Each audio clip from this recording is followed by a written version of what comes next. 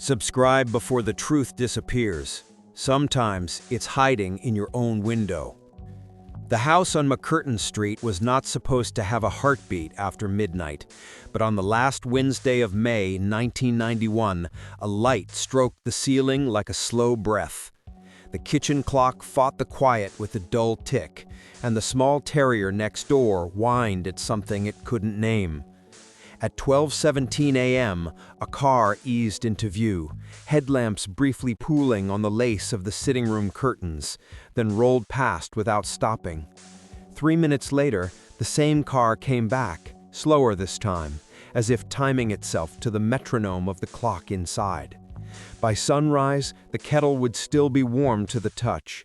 2 teacups would sit in the sink with cooling rings at their lips, and a half-written shopping list would wait beneath a blue magnet. Milk, rashers, polish for the hall table. On the stand in the bedroom, both passports, stacked like a promise. Conor's leather wallet with the bus ticket stub. Sheila's handbag with a lipstick that had lost its name. A cardigan folded on the chair, the left sleeve tucked inside like a shy hand. No note, no suitcase, only the bruise of tires curving away from the curb, then not returning. The first to notice was Mrs. Kelleher across the lane, who could tell you which neighbor boiled cabbage and which saved the smell for Sundays. She knocked at 10, again at noon, and by 3 she was on the phone with the guards because she didn't like the way the milk sweated at the step. Fermoy breathed small-town chatter into the afternoon. "They're in Dublin. She's with her sister. They've gone down to West Cork for the sea air." But when the door finally opened under a police hand, the house gave up nothing that looked like leaving. Garda Liam O'Shea stood in the hall and let the peculiar silence of an interrupted life settle around him. No overturned chair, no scuff of struggle. The bedroom neat, the wardrobe trusting. A calendar with June circled twice, a dentist appointment scribbled for the 3rd. He thumbed the dial of the bedside radio and turned it off again. The static felt impolite. On the mantel, a wedding photograph in a silver frame ate the light. Conor in a dark suit, smiling as if he could bear the world on his back. Sheila with a bouquet that wanted to be wild. Somewhere a phone rang in a neighbor's flat and didn't belong to this room. "Look at the lock," O'Shea's partner Byrne said softly. The cylinder was clean, unforced. Whoever had closed the door had used a key. By evening, the house was threaded with soft footfalls and powder brushes, a tripod camera capturing the patient corners. The terrier next door barked again when a uniformed constable tried to coax it into silence. O'Shea opened the back door and looked into a garden that had made a religion of tidy. Soil lines straight as hymnals, the clothesline unburdened. A trowel resting on the lip of a pot like it might finish its sentence tomorrow. A flower bed had the bare beginnings of marigolds, and one shallow footprint pressed the soil where the hose coiled. Not deep, almost careful. Neighbors say no rows, no deaths as far as anyone gossips. She helps at the parish, he keeps books for 2 shops and a garage. People say they're steady as the river. "Rivers take things without asking," O'Shea said, half to himself. He called the bank manager anyway, then the garage owner, who swore Conor always left the ledger straight and the petty cash square. When he asked about travel plans, the man's voice tilted. Only talk he had of trips was to Killarney for her birthday. Not foreign, not like that. A list formed and reformed in O'Shea's breast pocket, while the house breathed around him.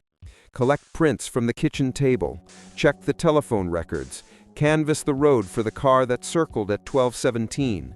The list didn't say what he felt, that the kitchen clock's tick had paced a decision, that whoever had closed the latch last knew the way it sounded when the hall released you to the night. Fermoy responded as small towns do, by knowing too much and not enough. Down at the market, a butcher insisted he saw Conor at 7 that morning buying rashers. At the church, a woman swore Sheila had asked about raffle books for Friday. Both were wrong, helpfully, sincerely, absolutely wrong. The guards followed each kindness to its dead end, leaving polite thank yous in their wake. A barman recalled talk of a ferry, A bus driver remembered a couple who did not turn out to be a couple. A boy on a bicycle remembered a new car on the street because it was red like the toy he wanted last Christmas. None of it budged the kettle, the cups, the list under the magnet. That first week, the River Blackwater pretended not to listen as volunteers combed their way along its shoulders with sticks. Helicopters stuttered the sky, bladed breath pushing at the trees. O'Shea stood on a stony bend and thought about currents that kept secrets, about families who didn't know where to put their hands without the shape of a loved one to hold. The radio poured names into a country that had learned too many of them. He returned to the house in the evenings when the cabinets held their wood smell and looked for the thing that made no sense. In the sitting room, 2 mugs with the same tea rings. In the hallway, a coat that should have been taken if you were leaving to meet the cold. In the kitchen windowsill, an envelope with 2 stamps and no address, like a thought that hadn't found its mouth. He lifted it. Inside, a card for a locksmith on Pierce Street, folded in half. On the back, a scrawl, 4 digits, then a slash, then 2 letters, 89/ES. He held it to the light. The card wasn't new. A crease lengthwise had weakened it. Someone had folded and unfolded it often enough to teach it to obey. He slid the card into an evidence sleeve and wrote the time, 21:03. Next door, Mrs. Kelleher had her opinions and her cartons back. "You think maybe they just went?" she asked, softening the word the way people do for the dead and the vanished. "Some people go without telling anyone. It's in them to make a big silence." "People go, but they take their passports," O'Shea said.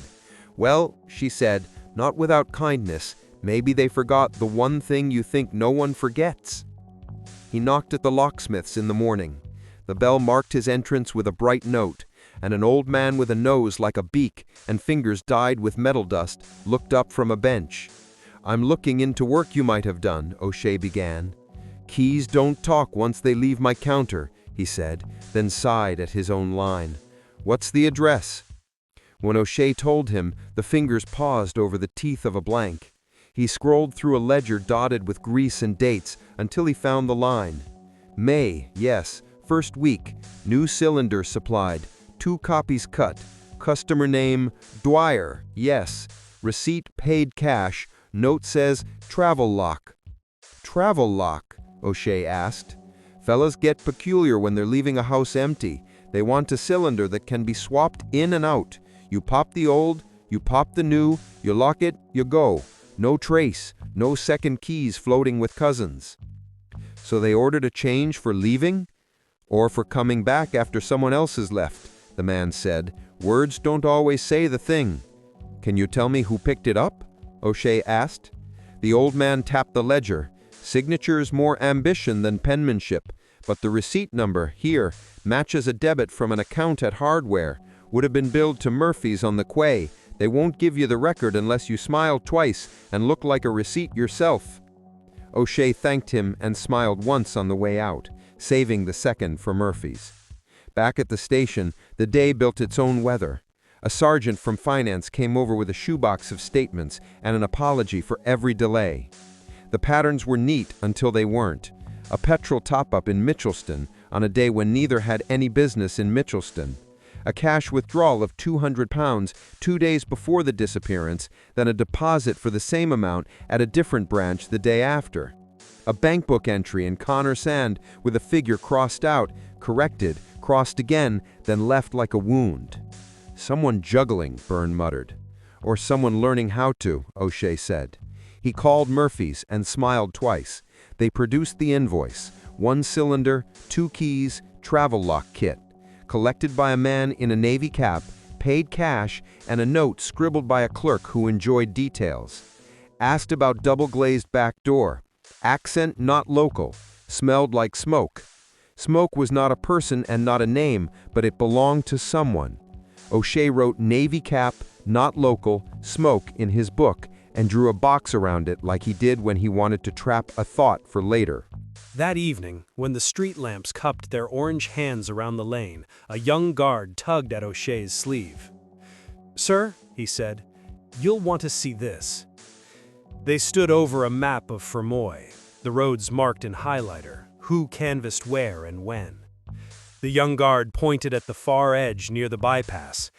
Mr. O'Connell, who runs the lorries, says he saw a saloon idling there the night they went missing. Light blue, he thinks. Driver smoking with the window down. Said the driver didn't look at him when he passed, which he only mentions because everyone looks out there because there's nothing else to do. He remembers the rag because it had a plate from the north, white front, not yellow. Did he give the number? O'Shea asked. He says no, the guard said, but he remembers the last letters. He says it had an ES. O'Shea looked at the card in his pocket, the locksmith's crease, the scrawl at the back, 89/ES. He felt the house on McCurtain Street breathe behind the thought, heard the clock's patient tick measuring out a night in which nothing and everything had happened. The light blue car, the foreign plate, the cylinder that could be changed like a shirt, the tidy garden where the footprint did not sink. He pictured the midnight pass, the second pass, the window of time a kettle could still be warm and a neighborhood could tell itself stories that felt polite. He pictured a hand with a key it should not have had. "What are you thinking?" Byrne asked. "I'm thinking," O'Shea said quietly, "that the truth might have rung the bell and been let in." He turned the card over again just to watch the numbers be the same in a new hour. "Find me who owned that car and who paid cash with an accent." They did not get the answer that night. They got something else, worse or better depending on which shape you prefer your fear to take. At 11:48 p.m., a cleaner at a service station off the Cork Road called in a report of a small fire in a metal bin behind the pumps. By the time the patrol arrived, the flames had died, leaving curled paper that smelled like sea and petrol. When they sifted the ash, they found what the fire had failed to finish: the corner of a receipt from Murphy's on the quay, blackened but legible on the only line that mattered, Travel Lock Kit, and beneath it a loyalty stamp from a cafe in Newry, 3 counties and a border away. O'Shea stared at the char and heard the kettle working toward boil in his head. He looked up at the dark road the way you look up a staircase when you've heard a footfall. "Bring me a torch," he said. "We're opening the bin." When they lifted the metal drum, they saw a wedge of plastic tucked beneath it to keep it from wobbling on the cracked concrete. The wedge was a cut cylinder, clean, simple, meant for swapping quick. It matched the make that lay quietly inside the Dwyer's hall. And there, in the smear of oil where the wedge had sat, the rain had failed to erase the impression of a registration plate written with a finger while a man waited for fire. 2 letters were clear in the wet, E and S, and a number that did not belong to any car registered in Fermoy. The morning after the fire, rain fell like it had been hired to wash something away. Garda Liam O'Shea stood under the awning of the station, his coat steaming faintly, the evidence bag in his hand misting at the corners. Inside it, the melted cylinder and the charred fragment of the receipt looked almost innocent. Things that might have belonged to any garage, any handyman, anyone with reason to change a lock and reason to keep quiet about it. By 10, Detective Inspector Deirdre Malone was in his office, coat still on, a damp folder tucked under her arm. She had the tired, clear eyes of someone who didn't waste time deciding whether a mystery was worth her effort. They all were. "Tell me again," she said, leaning against the doorframe, "about the fire." "Service station off the Cork Road," O'Shea replied. "Bin behind the pumps. Someone burned a receipt from Murphy's, the same shop that sold the Dwyer's travel lock kit. And whoever did it used the lock's spare cylinder to prop the bin steady while it burned." Malone stared at him, unimpressed but interested. So they were neat about it. They were local enough to know where the bin was, but smart enough to torch it off the main road. She took the bag from him, turning it in her hands. "This kit, could someone buy it without leaving a name?" "Cash only. Murphy's doesn't keep cameras." Clerk said the man had a northern accent. Malone's brow lifted. "So we're crossing borders now." O'Shea didn't answer. He'd been thinking the same thing since he saw the receipt. North meant anonymity. Northern plates meant distance from jurisdiction. The Dwyers had lived simple, quiet lives. Neither of them seemed the type to have dealings that stretched across counties, much less countries. Malone opened the file she carried and spread its contents across the desk. 2 fresh sheets sat atop the older ones, printed in blue ink. Updated witness statements, taken the night before. Mrs. Kelleher remembered something else, Malone said. She said she saw a blue car parked near the Dwyers' driveway the day before they vanished. Not moving, just sitting there. When she looked again, the driver had changed. Changed, O'Shea frowned. She said the first time it was a woman, blonde, short hair. The second time, a man in a cap. Did she say what kind of car? She said it was the same one she saw pass by that night. Light blue, old, maybe late 80s. She said it had a sticker on the rear bumper, something white, maybe a crest? O'Shea picked up his pen. What time did she see it last? Just after 9, Malone said. She said she noticed because the street lamps had come on. She thought they were waiting for someone. O'Shea leaned back in his chair, the timeline forming in his head. 9 o'clock, car parked. Midnight, same car drives by twice. After midnight, the Dwyers disappear, the house locked from inside, no sign of force. The fire the next night. Maybe they weren't taken, Malone said softly. Maybe they left. He looked at her. You think they staged it? I think one of them might have planned something. You saw the lock set up. You don't order a travel cylinder unless you mean to use it. Maybe Conor or Sheila had someone helping them. Or watching them, O'Shea said. By noon, they were on the road to Mitchellstown, where the Dwyers' bank branch had processed the strange transactions. Rain chased them most of the way, breaking only as they reached the small town square. The bank manager, a thin man with a nervous blink, ushered them into his office. Yes, I remember Mr. Dwyer. Quiet man, always punctual. On the 27th, he withdrew £200 in cash, then deposited the same amount 2 days later. Same bills. The serials matched. We verified. Why would he do that? Malone asked. It could be he was showing someone proof of funds, the manager said. We've seen that before, private dealings, loans, trades. Did he seem nervous? O'Shea asked. Not nervous, the man said after a pause, more like distracted. He had a list of something written on the back of his hand, like he didn't want to forget it. What list?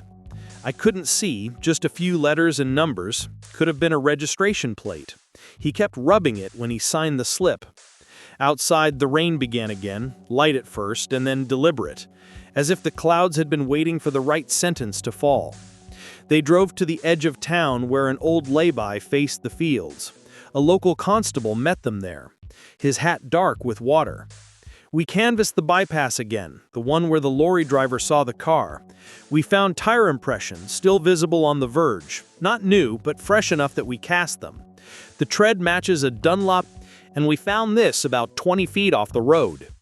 He handed them an evidence bag. Inside was a half-burned photo, a Polaroid, the edges melted. 2 people in front of a house. The image was too damaged to see their faces, but the shape of the window and the white trim behind them was unmistakable. The Dwyers' home on McCurtain Street. Malone studied it. So someone was watching them. Or someone wanted to remember, O'Shea said. They drove back in silence, the photograph on the dash like a ghost that refused to fade. By dusk, the station lights glowed weak against the fog that had crept in from the river. O'Shea stood at the window, watching the water move the way thoughts do. Slow, deliberate, without pause.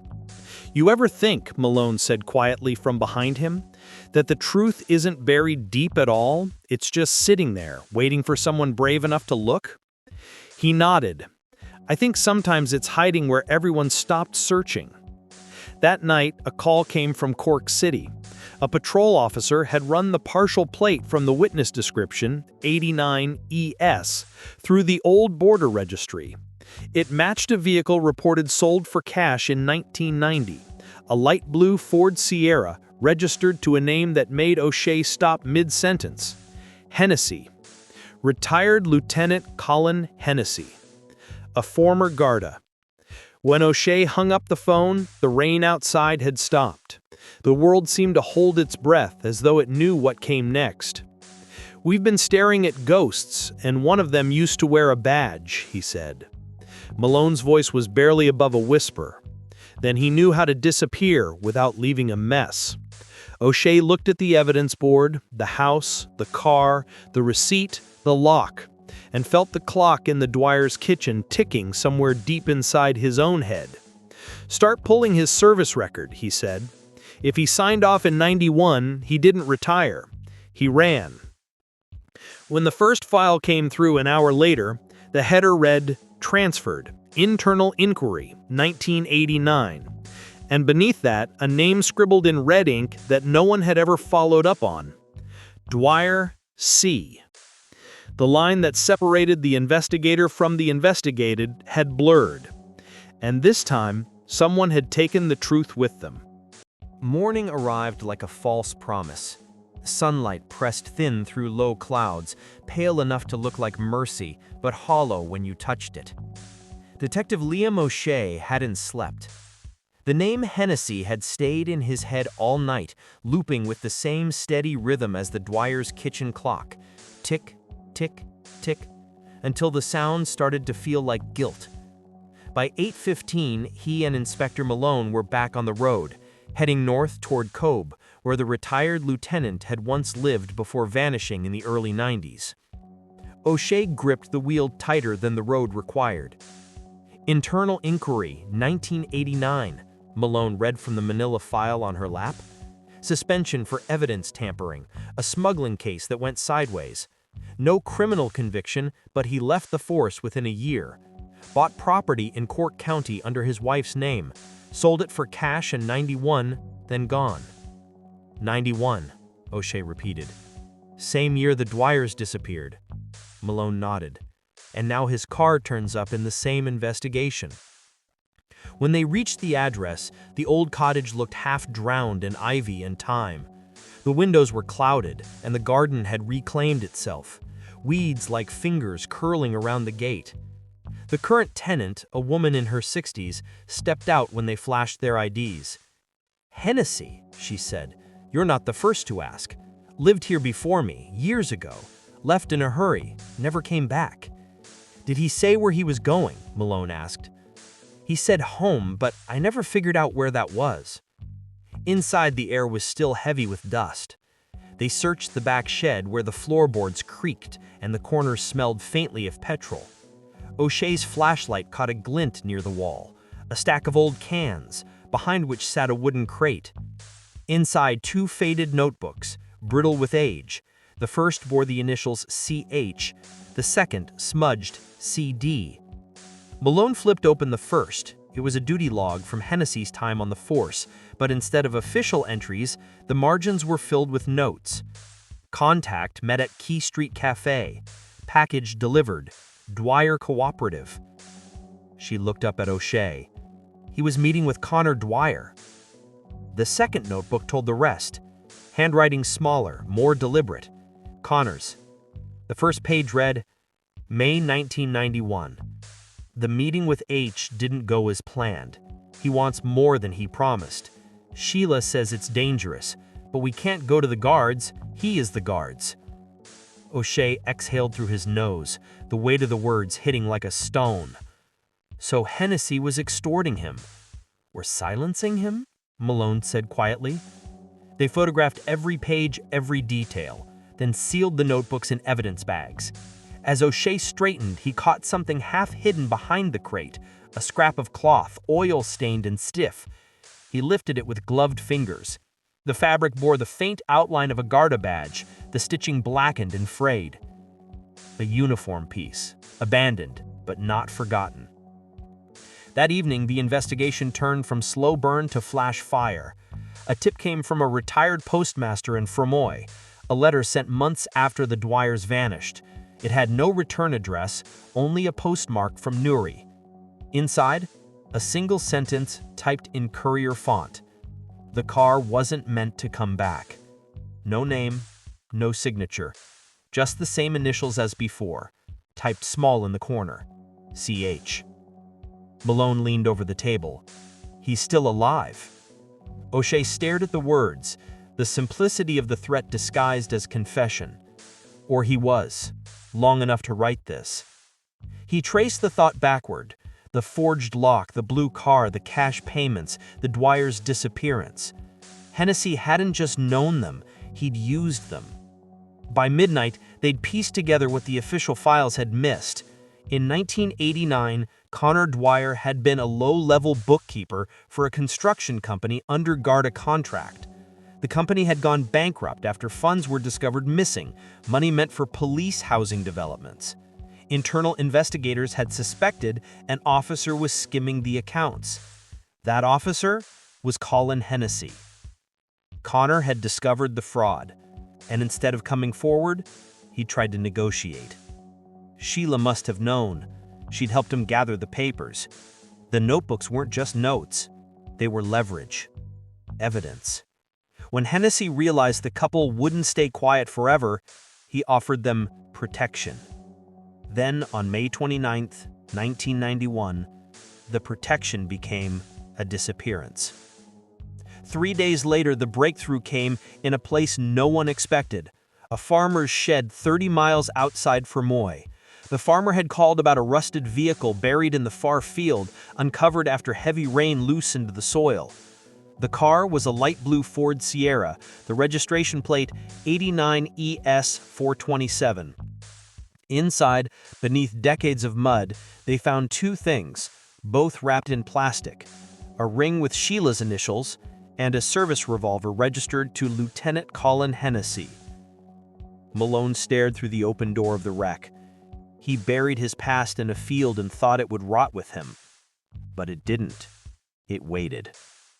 They hauled the car back to Cork for forensics. The results came quick. 2 sets of fingerprints, one belonged to Conor, one to Hennessy.